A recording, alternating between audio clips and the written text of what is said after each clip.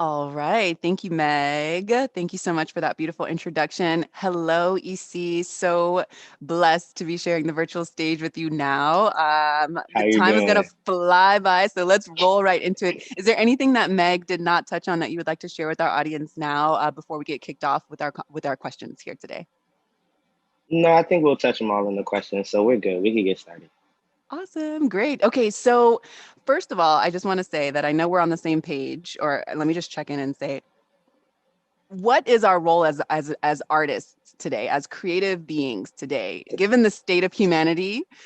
Where can we count on the artist? And I often refer to James Baldwin's, I feel like I have it tattooed invisibly on my body now, but just the moral responsibility of the artist. I feel like you can help us understand that a little more today.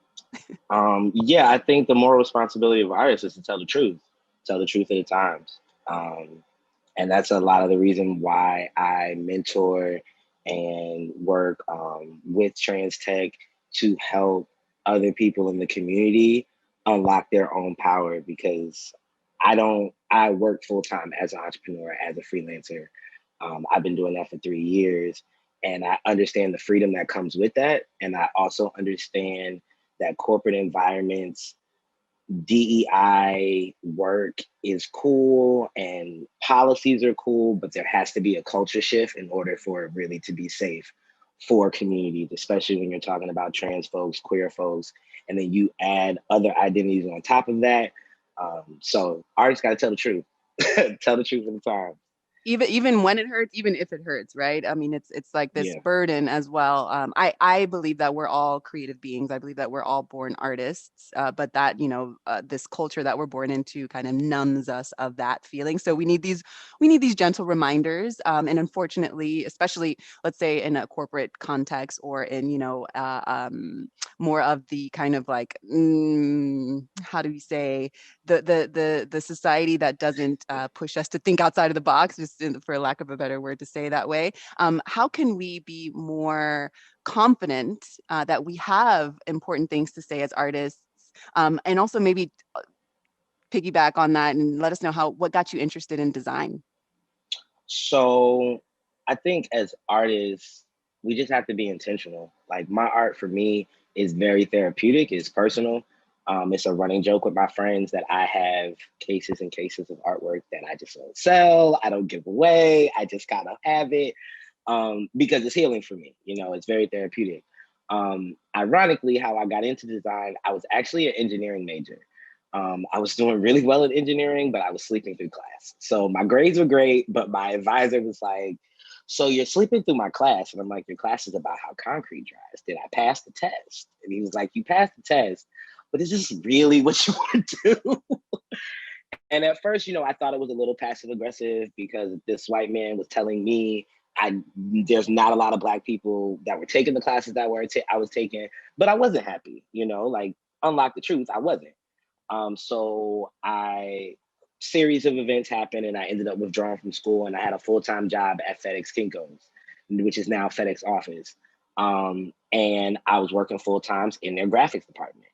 And I was just working, trying to figure out what I wanted to do. And there was a guy there that was going to Norfolk State for graphic design. And I didn't know that you could even go to school for that. So I was like, all right, cool. Let me get my bearings together. Um, right when I was living in Virginia Beach at the time, and I was about to move. I was like, I'm gonna move. I'm gonna go back to school. I'm gonna finish my degree because I had already started it at ODU. So I was like, I'm gonna finish. Go out there, get me a job. I was sitting on my couch, and a commercial came up that an art institute was opening up around the corner from where I lived. I went the next day. They told me I could graduate with my bachelor's in 2 years. I did. And then I went and took a corporate job up in Arlington, Virginia, and worked with them for 6 years. So it was really a thing of like I was at the right place at the right time to unlock a lot of different things because I had been playing on a computer since I was a kid and creating stuff on the computer. But my parents are cool. They both went to school, but they both went to school for computer science. I was like, nah, I want to go to art. So that's like Okay. But I've unlocked a lot of different things with my experience in corporate America, working with different brands, working within a brand that I bring now to my clients when I work with them in entrepreneurs and small businesses. Thank you so much for sharing that much of your journey. I know that there's so much more to uncover. Maybe we can connect for a virtual tea after. We can dive more into that. But I appreciate you basically sharing that you were in the right place at the right time. You open your vision to not just be stuck into one way of living and working. I also went against my mother's dream of going and studying business. I was like, I'm not to study theater. It took me 3 years to decide to do that on my own. But I was like, logistics and business seems cool, but I need to express myself. So I'm going to study theater and film. And I was definitely the black sheep in that case. But I say that, I mean, I'm so proud, especially today, knowing where we are today. I get to encourage people to express themselves today. Maybe I would not have been able to do that if I studied logistics and business, let's say, back in the Yeah. day in another lifetime. I won't give you my age, but I would actually love for you to speak a little bit about your journey with TransTech and how that led you to team up with your business partner to start Marsha's Web. So TransTech, Angelica Ross started TransTech, and she opened a hub. I live in Florida, in South Florida, and she opened up a hub in Miami. I was still working at my corporate job, and I wasn't necessarily happy at my job. I had been unhappy for a while, um, between working full time and then taking on my clients after hours. So I was like, here's a way I can give back to community with my skills. Like, this is what I'm good at, So I went, spoke to Angelica, was like, hey, I'm a graphic designer. I work in corporate America. Like, anything you want me to do, I'm down to help. She had her first summit and she pulled me on to help with it. Um, and there's a mindset with TransTech of like you're the prize. Like the job isn't the prize, the money isn't, you're the prize. And that mindset of unlocking, like, wait a minute, I don't, quote, have to do anything. Like, I have the skills. If I can hone this and streamline things, I can really build and manifest an entire life on my terms. And I think for me, I caught the tail end of the last conversation, like mental wellness and spiritual, like that's very big for me. And that's part of the reason why I am a full-time freelancer. Like, full transparency, I just got off a plane 2 hours ago because I had an event in New Orleans last night. And that's the life that I want. Like, I was in the airport and I was like, it's a Tuesday and I'm traveling. I'm about to go do a talk and I'm good, And I think that freedom of not having, everybody knows when they deal with me, they know what they're getting. You read my website, you're getting a designer that's not gonna smash and dash. Like, I'm gonna stay, I'm gonna cuddle you, I'm gonna hold your hand all the way through. That's part of the reason why I don't do just logos. Like, I'll give you a brand because I want to make sure that you have the logo, but then you have the business card that matches that. You have the marketing material that matches that. If you want letterhead, you have that matches. So you have a package to go forth. And when you have that package, you're more confident in yourself because you're like, they're gonna ask me for this, I have it. They're gonna ask me for this, I have it.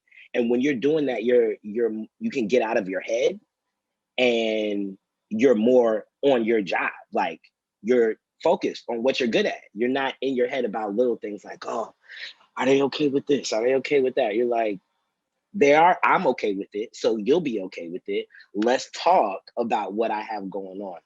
Um, so I think that mindset a lot comes from TransTech of like shifting of like, I need to get this job. I need to get this, and understanding like peace and wellness comes. And when you start to unlock all of those different things, you unlock your own power. And that's why me and my business partner started marshallsweb.com, which is an LGBT resource site that will be launching by the end of this month. Uh, we are centering, it's for everybody. Let's be clear. The site is for everybody, but you got to be down with my peoples. You got to be for queer folks. You got to be for trans folks. You got to be for Black folk. You got to be for Indigenous folks. You got to be for people of color. Um, Too many times I hear people, not just during Pride Month, but they want to shop with small businesses and entrepreneurs that are of the community, and they just don't know where to find them. And me and my business partner, we transitioned many years apart from each other. And we realized that we both face the same issue of finding different things. And technology should have gotten further from, because I'm like 10 years in, technology should have got a little further where, I was on the, like the underground, hey, do you know the doctor that's going to give you XYZ? And it still shouldn't be that when there are so many organizations and so many people providing resources to people. And with me and him both having corporate backgrounds, his corporate background is in finance and marketing, mine is in design, it just made sense for us to team up and build it, because we didn't want to pitch it to somebody like, believe in us. It was like, I can build the site. Like, I can build it. So I'm going to build it. Like, one person said to us, especially when you talk about like Black trans men, I feel like they're often erased in the community conversation. And it's simply because like we kind of like fade into the background. Um, and I was in a conversation and it was on the trans community, but the entire panel was trans women and non-binary femmes.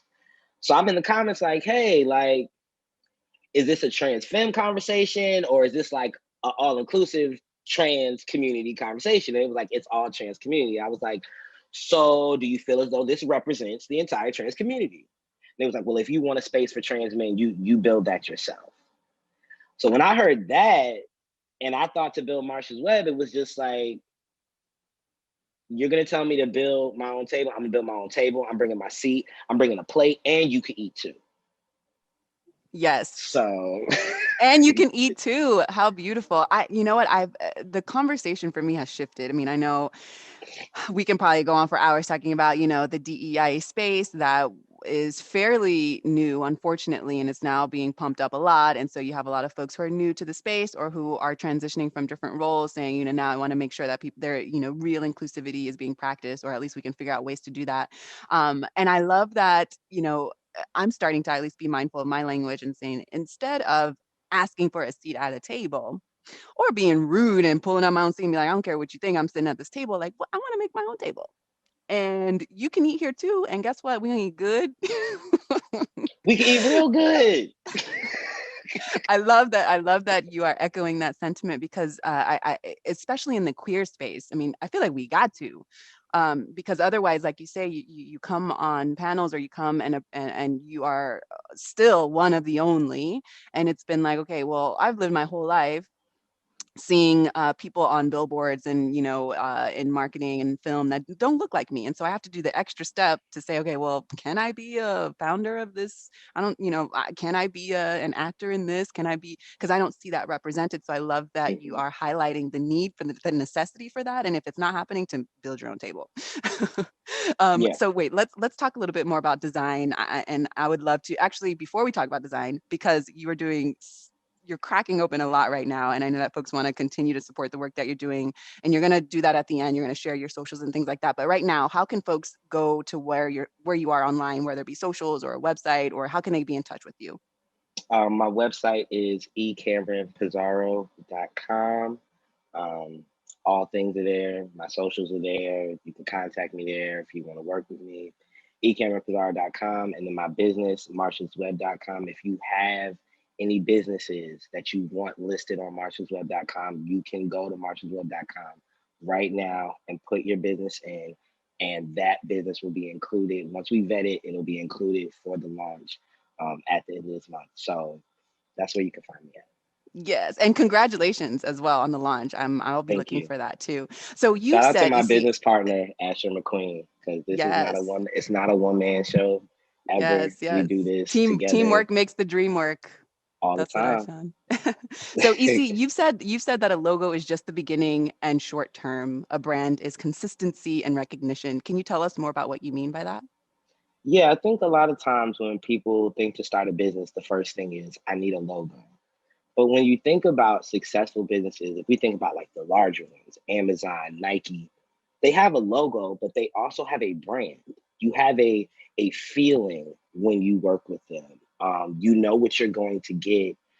The experience is the brand. And I don't think a lot of people focus on the experience enough. They focus on the logo. And the reality is, if we're honest with ourselves, we shop with organizations and companies and business that make us feel good. Like if it's not easy for me to navigate your site to purchase what I need to purchase, I'm not gonna purchase. You know, if if I feel, if I'm having a difficult time contacting people, if my experience isn't well, that is your brand. And I think a lot of times, people talk about their personal brand as a person, but I don't think they take that same branding knowledge to their business, because there's a brand there and there's an experience there, and people are loyal to the experience and loyal to the brand. They're not loyal to the logo. People like the swoosh on the Nike, but they're not loyal to the Nike. They're loyal to the quality of the clothes, the quality of the shoes. They know what they're going to get. They know from a political standpoint, like they didn't drop Kaepernick, like they know what they're going to get. So that's the difference between a Mm-hmm, mm-hmm, logo and a brand. mm-hmm. And so, in your opinion, what makes for a successful brand image, and how do you stand out in a crowded field?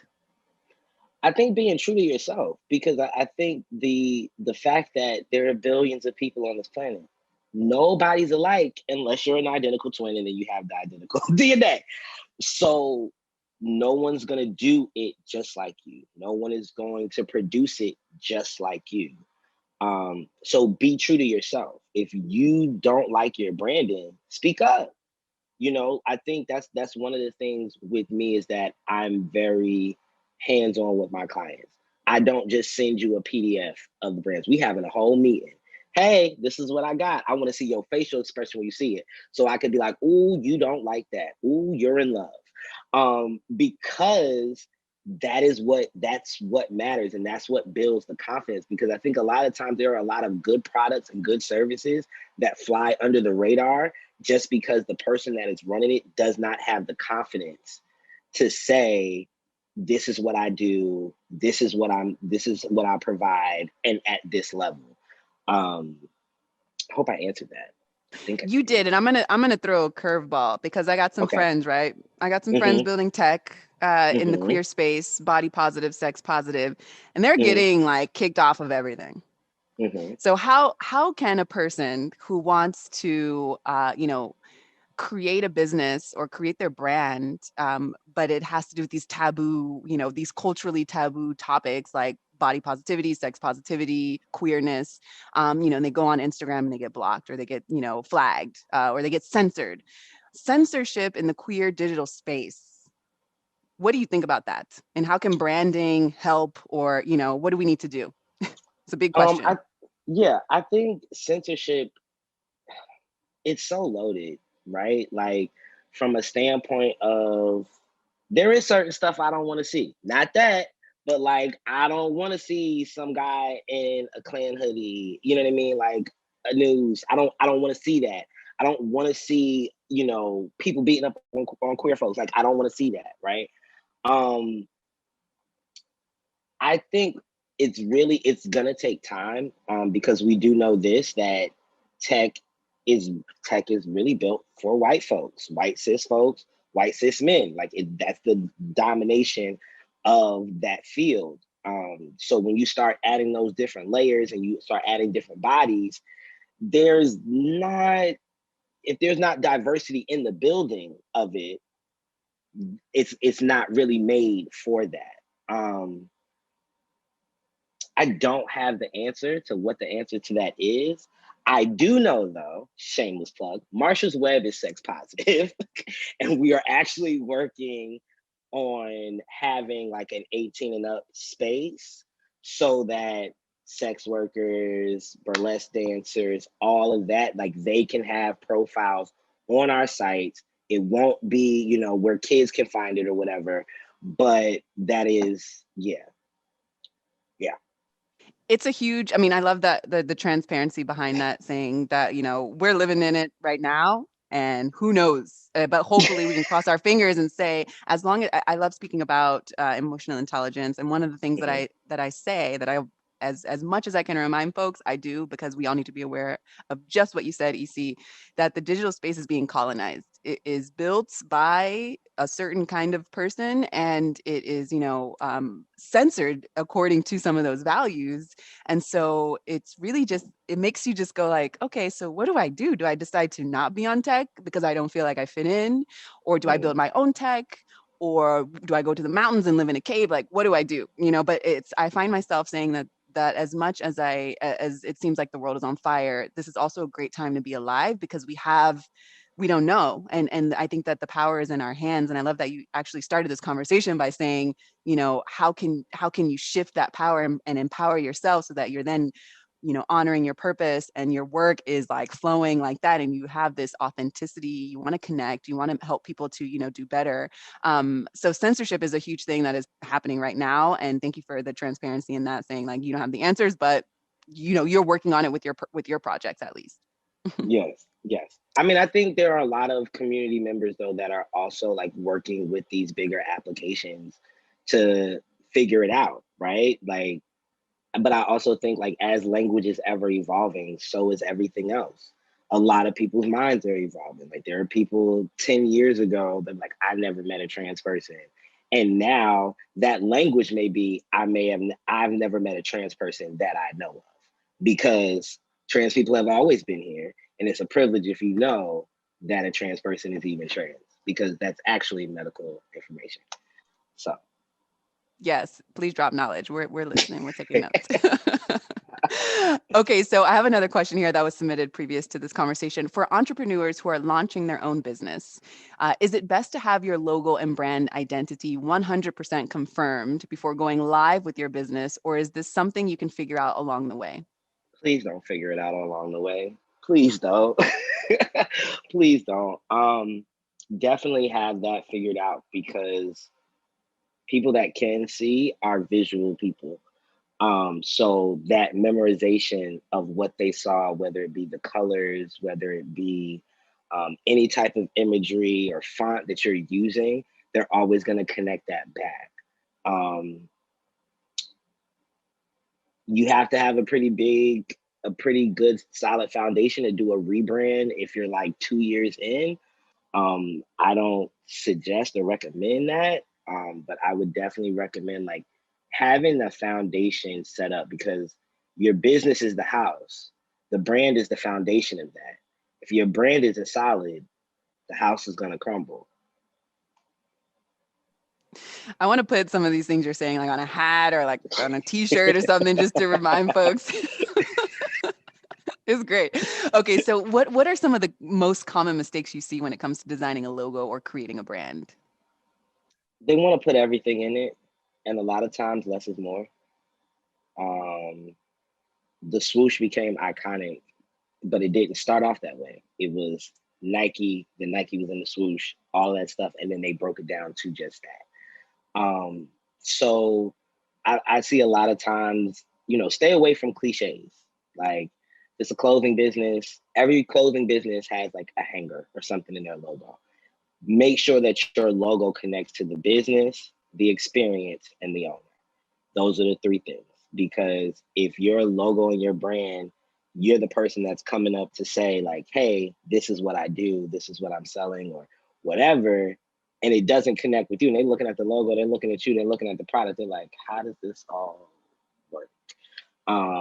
So I would say that's the most important, is making sure all of those things are connected, that your brand and your logo are connected with you, your business, and the experience that the customer will get at the end. Beautifully said, EC. Okay, so we've got about 2 minutes left. Is there Okay. anything else you want to share? Any food for thought? Remind us how we can connect with you offline and support the great work that you're doing. All right.